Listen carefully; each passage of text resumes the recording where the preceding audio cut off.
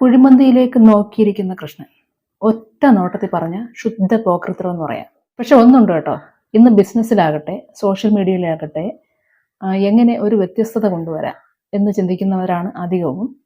Social മീഡിയയിലാണെങ്കിൽ ഒരു variety content എങ്ങനെ സൃഷ്ടിച്ച് റീച്ച് കയറ്റാം എന്നുള്ള രീതിയിലാണ് പലരുടെയും ആ ഒരു ചിന്ത പോകുന്നത്. അവിടെ പിന്നെ ജനങ്ങളുടെ വികാരത്തിനൊന്നും യാതൊരു അർത്ഥവുമില്ല. ഇപ്പം വാൽപ്പാറ ദുരന്തം, ആ അപകടം നടന്ന് മണിക്കൂറുകളായിട്ടില്ല.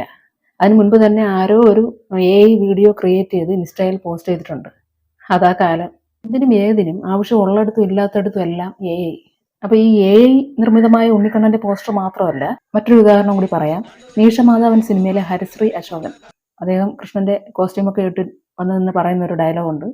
എന്ത് പറയാനമ്മേ, കൂട്ടത്തിൽ കാണാൻ കൊള്ളാവുന്നവൻ ഞാൻ മാത്രമല്ലേ ഉള്ളൂ എന്ന് പറയുന്ന ഒരു ഡയലോഗ് ആരും മറക്കാനൊന്നും ഇടയില്ല. അപ്പോൾ ഈ വിഷുവിനേറെയും ഹരിശ്രീ അശോകന്റെ ഈ ക്യാരക്ടർ എടുത്തിട്ട് AI ഉപയോഗിച്ച് നിർമ്മിച്ച ഒരുപാട് ഫണ്ണി വീഡിയോസ് സോഷ്യൽ മീഡിയ ഇങ്ങനെ ഭ്രമണം ചെയ്യുന്നതായിട്ട് കണ്ടിരുന്നു കേട്ടോ. അപ്പോഴൊന്നും ആരുടെയും വികാരം വ്രണപ്പെട്ടതായും കണ്ടിരുന്നില്ല. പോട്ടെ, അതൊക്കെ ഞാനും ആ ഒരു രീതിയിൽ തന്നെയാണ് എൻജോയ് ചെയ്തത്. ഒരു വ്യത്യസ്തതയ്ക്ക് വേണ്ടിയിട്ട് ആ ഒരു മെഹർമന്തി ഗ്രിൽസ് എന്ന സ്ഥാപന ഉടമ ചെയ്യിച്ചതോ ആവാം ഈ AI പോസ്റ്റർ. ഒരു മാർക്കറ്റിംഗ് തന്ത്രം, അത്രയേ ഉള്ളൂ. പിന്നെ തെറ്റ് തന്നെയാണ്, അത് അല്ലാന്നൊന്നും പറയുന്നില്ല.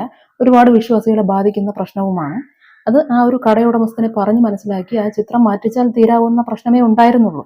അതിനെയാണ് ഈ മീഡിയയും പബ്ലിക്കും എല്ലാം ചേർന്ന് കുറച്ചുകൂടി ഒന്ന് പൊലിപ്പിച്ച് നാഷണൽ ലെവൽ വരെ എത്തിച്ചിരിക്കുന്നത്. ശരിക്കും ഇതിപ്പോൾ ഒരു നാണക്കേടായി. കേരള സ്റ്റോറി 2 ഒക്കെ ബഹിഷ്കരിച്ചത് വഴി കേരളത്തിന്റെ ആ ഒരു മത സൗഹാർദ്ദം ഉണ്ടല്ലോ, ബംഗാളികളുടെ റീലിൽ വരെ പൂത്തുലഞ്ഞു നിൽപ്പുണ്ടായിരുന്നു. എനിക്ക് തോന്നുന്നു മറ്റ് സ്റ്റേറ്റുകളിൽ നിന്ന് കേരളത്തിന് കണ്ണ് കിട്ടിയിട്ടുണ്ട്. ഇനി ഈ കേരളത്തെ മൊത്തത്തിലൊന്ന് ഒഴിഞ്ഞിടാൻ 10 കിലോ പറ്റില്ല, 100 കിലോ കടുകും ഒരു ഹെലികോപ്റ്ററുമായിട്ട് ഇറങ്ങേണ്ടി വരുമെന്ന് തോന്നുന്നു നമ്മുടെ CM-ന്.